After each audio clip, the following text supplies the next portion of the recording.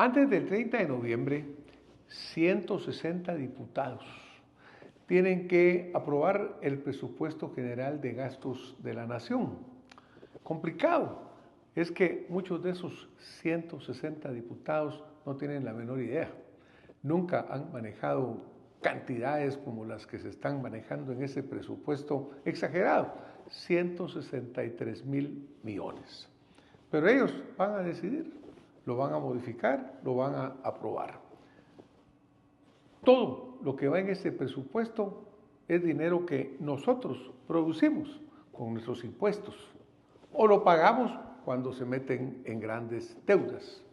Entonces, nosotros como pueblo tenemos todo el derecho de decirle a esos diputados qué es lo que tienen que hacer, cómo deben gastar nuestro dinero, cómo lo debemos fiscalizar. Pero es importante que como ciudadanos tengamos claro también qué es lo que deseamos de ese presupuesto, que debe de ser un instrumento técnico de desarrollo y no una piñata para el montón de sinvergüenzas que llegan a robarse todo lo que se puede. Vamos a iniciar esta pequeña serie de programas en las cuales vamos a incluso utilizar material que hemos producido en años anteriores, porque interesantemente, pero pareciera que aquí el tiempo no cambia y hace 7 años estamos igual que lo que estamos ahora. Así que para empezar, a continuación les voy a invitar a que me acompañen viendo un programa que grabamos hace 7 años con el ingeniero Jorge Labarreda, en ese momento investigador asociado del CIEN. Pero van a ver cuántas cosas ahí se dicen que siguen teniendo total vigencia. Empecemos este viaje, pero como ciudadanos tenemos que influir directamente en esos 60 diputados que, como les digo, muchos de ellos no tienen ni idea de qué van a aprobar. Nunca han manejado esas cantidades de dinero, pero queremos que lo hagan bien. Acompáñenme a ver este programa en el cual empezaremos a dar principios básicos y fundamentales de cómo debe de ser un presupuesto para que sea técnico y un instrumento del desarrollo. Esto es Acción Positiva. Muchas gracias por tomar tiempo de sus actividades, que yo sé que son muchas, y ahora el tema que yo quisiera tocar con usted es el tema del presupuesto nacional.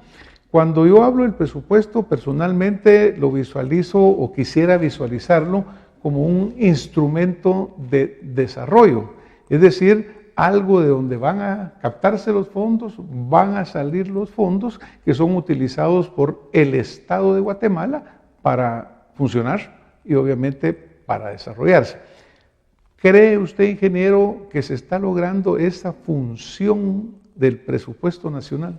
Lamentablemente, lo que hemos encontrado es que no hemos logrado aprovechar el presupuesto para realmente lograr esa función. Ha sido, digamos, un desafío constante el que pueda haber una adecuada asignación de recursos y no hemos logrado los resultados esperados en distintos ámbitos, y es un poco lo que los ciudadanos podemos palpar en distintos temas, ¿verdad? Como son la calidad de nuestros servicios de educación, de salud, de seguridad y nuestra infraestructura, ¿verdad? Que tenemos muchas brechas, sobre todo cuando hacemos los análisis comparativos con otros países. Frecuentemente o cada vez, digamos, los señores ministros de Finanzas, las instituciones, piden más dinero. Entonces, por ejemplo, entiendo que ahora la solicitud anda por el orden de 89,775 millones, que es un incremento significativo con el del año anterior. El del año anterior no fue aprobado y por lo tanto se funcionó con el del año anterior. Es decir, siempre hay una mayor demanda de fondos. Uno pudiera pensar, bueno, pues obviamente hay mayores necesidades, hay mayor población, hay mayores cosas que cubrir. Entonces, es válido que se pida más dinero, pero ¿realmente se está pidiendo de una forma correcta o se está pidiendo bajo una estructura diferente que pueda cumplir con eso de ser un instrumento de desarrollo? No. Lo que hemos encontrado es que a lo largo de distintas administraciones no se ve un cambio de enfoque, básicamente es más de lo mismo. Y entonces los resultados no se están logrando de esa manera. Y eso en parte tiene que ver con las inflexibilidades, las rigideces de nuestro presupuesto. Esto viene desde mandatos de la Constitución, que tienen asignaciones para distintas instituciones, mandatos de leyes, principalmente de algunos impuestos, que en su momento, como es un tema que no es popular, aumentar o colocar nuevos impuestos, una forma que se ha estado utilizando últimamente es destinar algún porcentaje de esa recaudación para alguna finalidad que llame la atención como positivo, digamos, esa es la forma de venderlo. Y eso nos ha llevado a este caso en el que tenemos una contradicción entre la tendencia moderna de buscar un presupuesto por resultados de desarrollo versus las inflexibilidades. Entonces, de nada nos sirve tratar de hacer una asignación distinta si ya tenemos la mayor parte de nuestro presupuesto con unos destinos específicos, independientemente de los resultados que se logren. O sea que estamos amarrados, ¿verdad? O existen candados.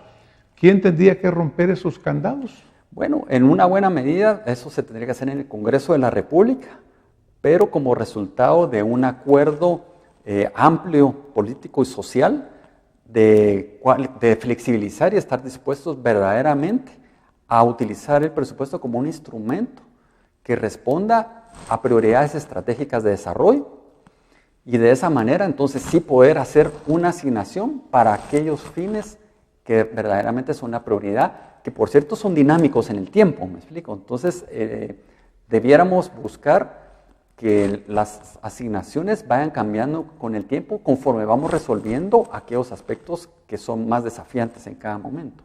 O cuando vamos encontrando retos diferentes. Exactamente. Obviamente lo que pasaba en 1982 es totalmente diferente a lo que pasa ahora.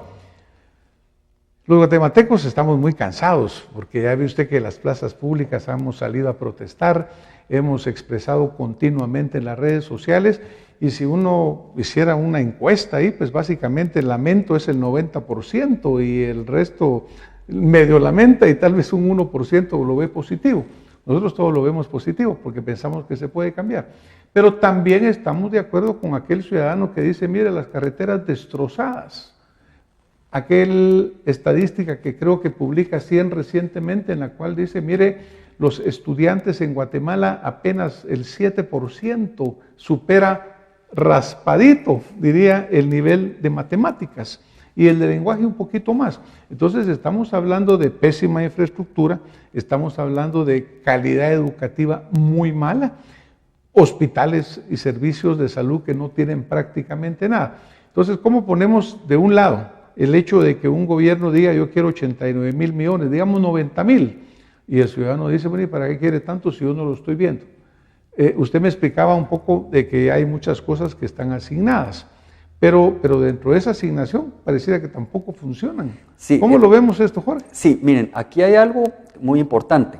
A ver, digamos que el monto total del presupuesto es un monto que, aunque en términos nominales ha crecido de manera importante, cuando leemos en términos reales o como porcentaje del Producto Interno Bruto, para poder comparar a lo largo del tiempo, pues creció, digamos, a su máximo luego de los acuerdos de paz y se mantuvo así y más bien desde el gobierno anterior a la administración actual tuvo una tendencia a reducirse levemente. Pero la distribución, digamos, de esos recursos sí ha sufrido un sesgo en contra de la inversión a lo largo de las distintas administraciones. Eso tiene que ver principalmente con las presiones que han existido en los últimos años de las negociaciones de pactos colectivos de condiciones de trabajo, que por cierto es una actividad legítima, digamos, pues buscar mejoras, pero en este caso ha sido de manera que ya pasamos de la época del expresidente Arzú, un poco más de 30% del presupuesto para inversión, a cerca del 16% en los primeros 2 años de esta administración. Y entonces, dado que el nivel, digamos, de recursos no ha crecido en nivel global de una manera importante, entonces eso lo que significa es que se ha, digamos, privilegiado básicamente el aumento de esta masa salarial sin una contraprestación de resultados, que es lo que estamos viendo, ¿verdad? Lo otro también importante es, aparte de las inflexibilidades en las asignaciones, es que hay lo que se conoce como ineficiencia técnica y asignativa. Eso básicamente es que la ineficiencia técnica es hacemos lo correcto, pero no al menor costo posible. Y tenemos en un estudio reciente que para el caso de Guatemala, esas ineficiencias técnicas superan el 2% del Producto Interno Bruto. Entonces, no solo es de más recursos, o sea, yo le diría, si me preguntan, ¿se necesitan más recursos para poder realmente atender todas las necesidades? Sí. Y de todas maneras siempre van a haber, digamos, necesidades insatisfechas y nunca va a ser suficiente. Pero tenemos un espacio importante de hacer un mejor uso de los recursos que ya hoy estamos asignando. Entonces se requiere hacer, digamos que un doble trabajo. Por un lado, hacer mejoras en recaudación, pero simultáneamente hacer mejoras importantes en el uso de esos recursos públicos. Y en este último punto es donde siento que nos hemos quedado más rezagados. Ingeniero, por ejemplo, en la captación tributaria, obviamente depende de que se genere riqueza, porque si no hay riqueza que se genere, no hay impuestos como captar. Obviamente, en Guatemala yo creo que la empresa privada, y yo cuando menciono empresa privada no le hablo de los grandes empresarios, le hablo de cualquier guatemalteco que abre su tiendecita, que hace su esfuerzo. Muchísima gente constituye esa empresa privada, muchísima gente paga su impuesto. Pero en Guatemala es sumamente difícil trabajar. Entonces, ¿cómo podemos nosotros exigirle al guatemalteco que genera riqueza cuando hay tantas situaciones de extorsión, de violencia, de inseguridad, tantas leyes que son tan difíciles de solventar y a nivel más grande, digamos, una tremenda intranquilidad social? Se ha señalado que dentro de las bajas importantes en los ingresos está la parte de la minería, la parte de las hidroeléctricas, etcétera.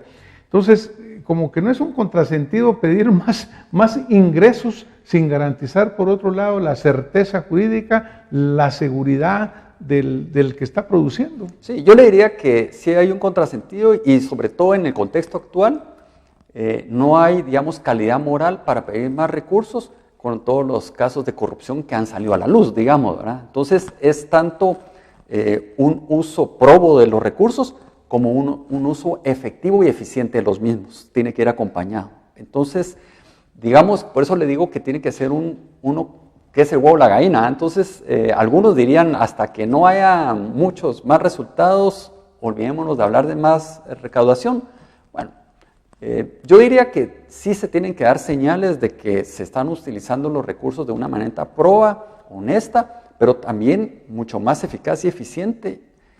Y paralelo a ese asunto, empezar a hacer, digamos, pues las gestiones para mejorar la recaudación, donde, por cierto, eso no necesariamente significa, pues, aumentemos tasas de impuestos de primera mano, digamos. Es ir, por ejemplo, involucrando a muchas personas que están trabajando actualmente en la informalidad, ¿verdad? Ampliar la base tributaria. Ampliar, podemos empezar con eso de una esa mejor terminología manera. que se ha usado tanto, ¿no? Porque pues, se habla mucho de la evasión del IVA, la evasión de impuestos, pero también todo el mundo sabe quiénes están evadiendo y muchas veces las grandes empresas tienen una fiscalización muy cercana.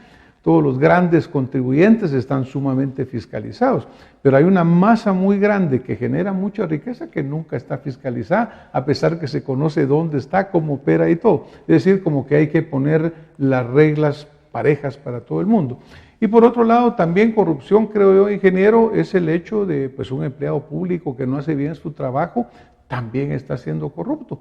Un maestro que no enseña como debe enseñar, un médico que no está cumpliendo su horario, también están ellos siendo corruptos porque están quitando recursos o recibiendo un ingreso que no están compensando. Claro, o sea, de hecho, sí, hay un tema, en mi opinión, ético importante en cuanto a, por un lado, está, como decía, todo el derecho a buscar siempre mejores condiciones de trabajo, lógico, pero no se debe perder nunca de vista que al final pues, nos debemos a los ciudadanos y en primer lugar debían estar los servicios y no utilizar, por ejemplo, el tema de que en tema de salud no digamos, ¿verdad?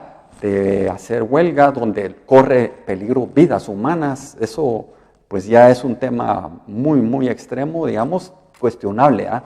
Y por eso es que nosotros consideramos que, digamos, el presupuesto en sí, se requieren ciertas reformas en la forma de trabajarlo, pero que hay un tema transversal clave, que es el tema del servicio civil, que si no se reforma ese asunto, vamos a seguir en este círculo vicioso de esta forma de trabajar en la cual quien logra tener más voz, por decirlo de alguna manera, logra algún incremento, que por cierto para el próximo año ese es el caso del Ministerio de Educación. Pues los sindicatos, digamos, de educación son los que logran que sea un incremento importante para mejorar sus condiciones laborales a costa del resto de empleados públicos que no logran esa mejora.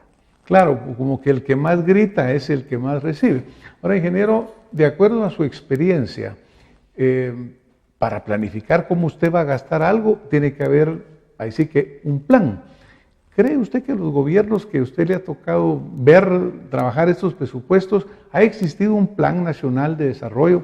¿Vamos con una meta o cada uno llega con su visión? Y entonces eso hace muy difícil una planificación a largo plazo, porque obviamente el presupuesto se aprueba anualmente. Por 2 años no se aprobó y siguió el mismo. Pero tampoco hay un plan nacional que diga, mire, pensemos en el caso de la desnutrición que hablábamos con usted.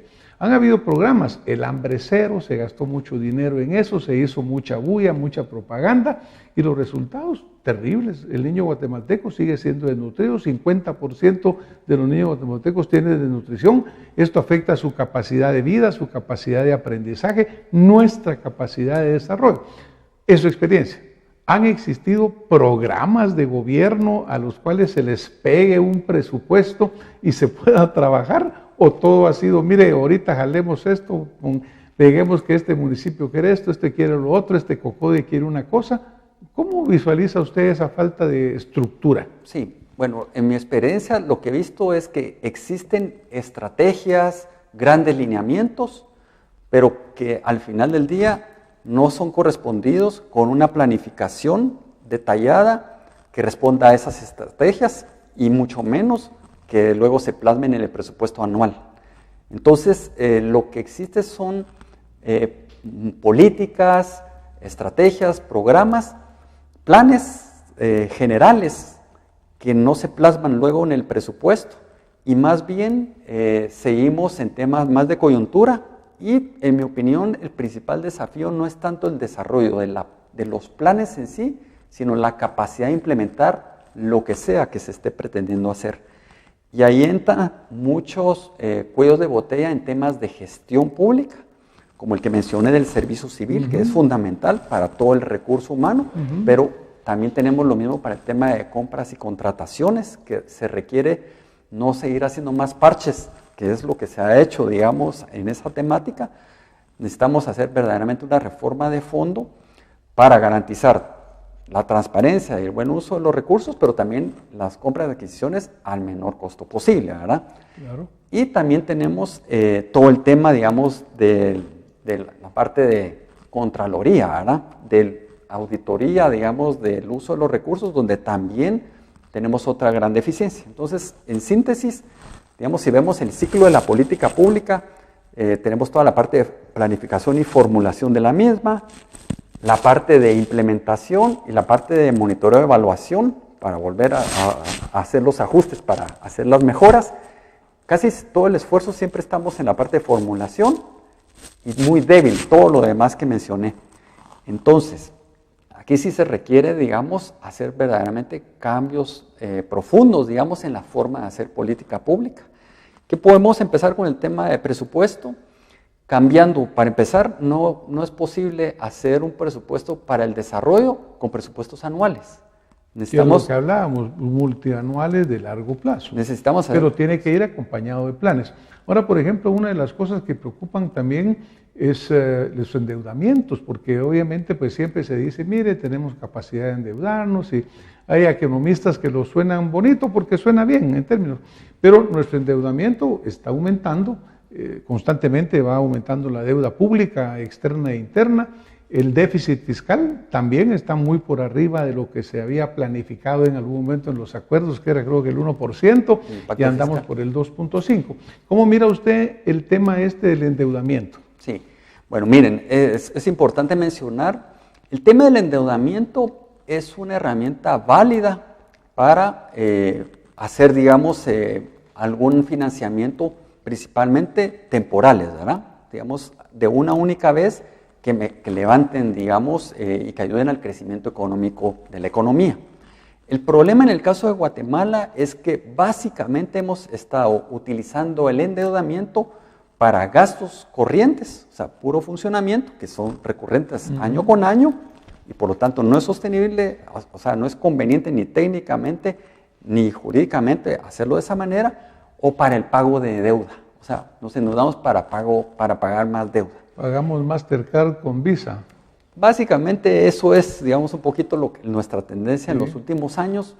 Y entonces, como repito, no es que sea equivocado endeudarnos. De hecho, hay que aprovechar algunas ocasiones que logramos, sobre todo con algún financiamiento externo, con muy buenas condiciones. Blanda, a largo plazo. A largo plazo, que incluso algunos traen aparejados algunas donaciones.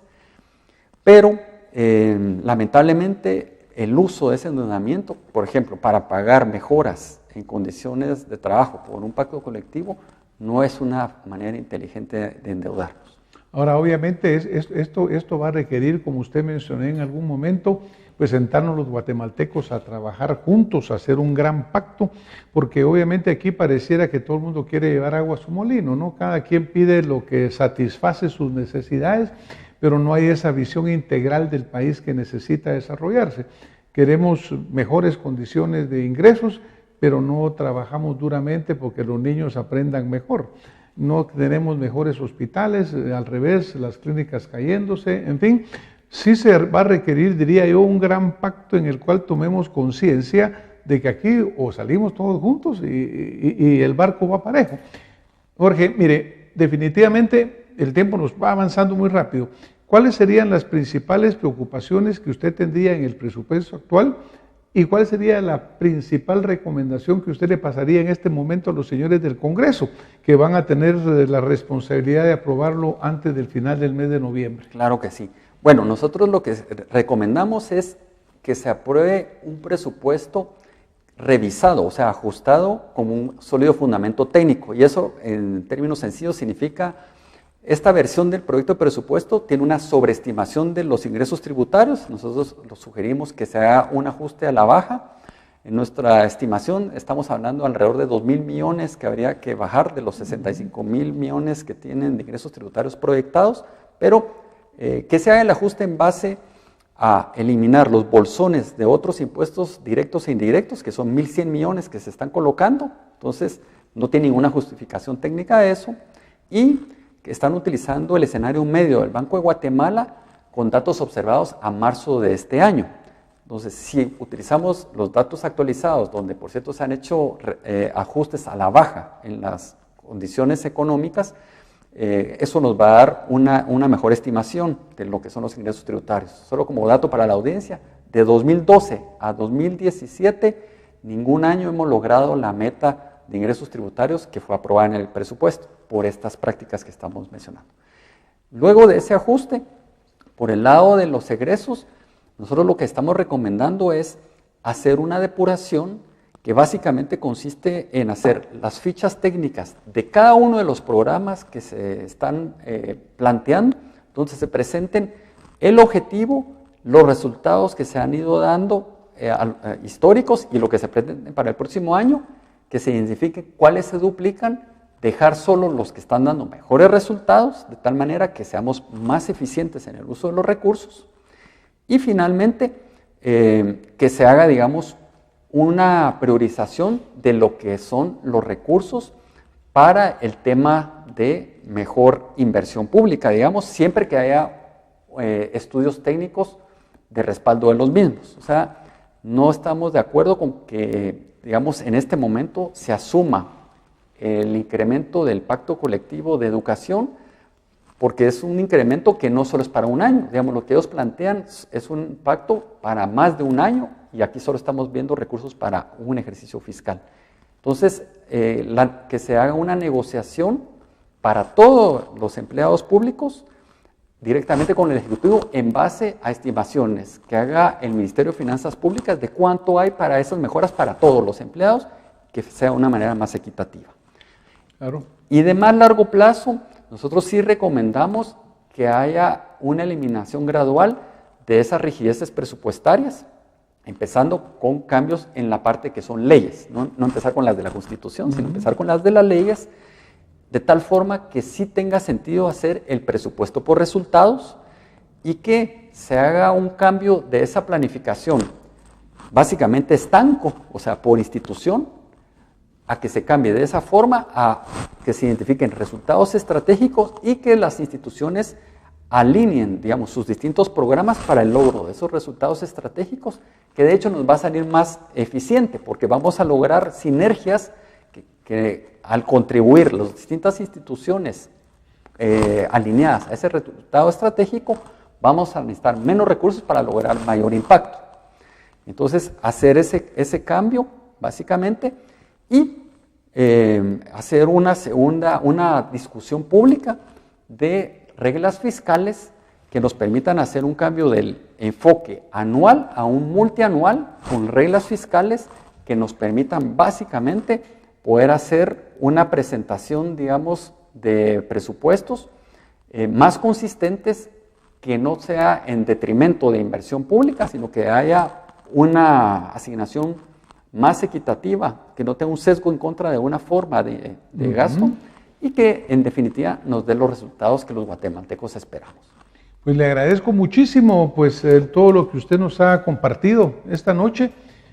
Esperamos que los señores diputados que van a estar viendo este programa lo tomen en cuenta, que usted como ciudadano también lo tome muy en cuenta y que también haga presión a su diputado, al que conozca, señálele, porque el presupuesto en realidad es el dinero de los guatemaltecos. Al final, no estamos hablando de algo que vino de otro lado, sino que es lo que paga el guatemalteco como impuesto y son los resultados que deseamos. Que sea un presupuesto realista. Me recuerdo que hablábamos de que el crecimiento se está calculando en un 3.6, cuando sabemos que eso no es realista y por lo tanto eso distorsiona de entrada el cálculo del presupuesto. Ingeniero, nos tenemos que ir esta noche. Muchísimas gracias por habernos compartido y acompañado, y a ustedes que han estado con nosotros, gracias. Esperamos que todo lo que hemos hablado aquí hoy les sea a usted de beneficio y que nos acompañe el próximo domingo con más acción positiva. Muy buenas noches.